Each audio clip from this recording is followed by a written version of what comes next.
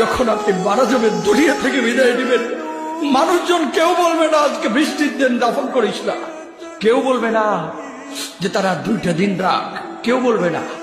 কবরের মধ্যে যখন নিয়ে যাওয়া হবে, আপনার স্ত্রীর কথা মনে পড়বে, আপনার সন্তানের কথা মনে পড়বে, আপনার বাবার কথা মনে পড়বে।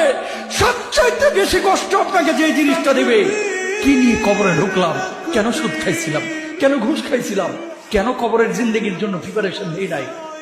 দুনিয়ার জিন্দেগিতে একটা মামলায় ফেসে গেলে সুপ্রিম কোর্টে যাওয়া যায়, উচ্চ আদালতে যাওয়া যায়। আখিরাতের জিন্দেগিতে কোনো মামলায় ফেসে গেলে পালাবার কোনো আর পথ নাই। চলে যেতে হবে। দালান ঘর, বাড়ি ঘর, টাকা পয়সার জন্য পাগল হয়ে থাকে আমরা, কিন্তু এটা আমার আসল ঘর নয়। যেই গোসলখানাটারে আমি এত সুন্দর করে টাইলস করে ইটালিয়ান ফিটিংস দিয়ে বানালাম, আমার জীবনের শেষ গোসলটা কি ওই গোসলখানায় হবে? কথা বলে, যেখানে লাশ ধোয়ায় ওইখানে আমার গোসল হবে। এগুলো আমরা ভাবতে চাই না। কবরের জীবনটা আসল জীবন। কবর জগতে কোনো রং নাই, কবর জগতে কোনো স্বাদ নাই, কবর জগতে কিচ্ছু নাই, মাটি আর মাটি। হ্যাঁ, যদি আপনি মালিককে খুশি করে যেতে পারেন, অন্ধকারটাও আলোকিত হয়ে যাবে। কষ্ট করার সময় আপনার কবরের চিন্তা আপনি করেন, আমার কবরের চিন্তা আমি করব।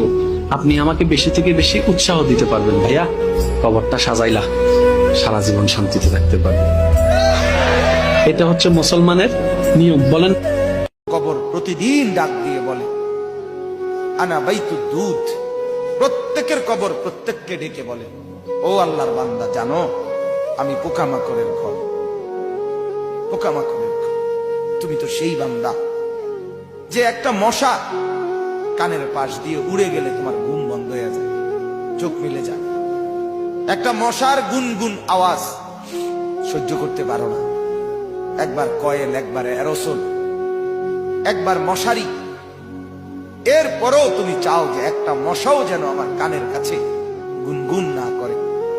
তো 5 ঘন্টার ঘুমের জন্য, 6 ঘন্টার ঘুমের জন্য বান্দা এই যত্ন নিলা, অনন্তকাল কিংবা বছরের পর বছর কবরের যে ঘুম দিবা, পড়ে থাকবা সেই ঘরে, পোকা মাকড়ের ঘর, সেই ঘরে তুমি ঘুমাইবা কেমনে, থাকবা?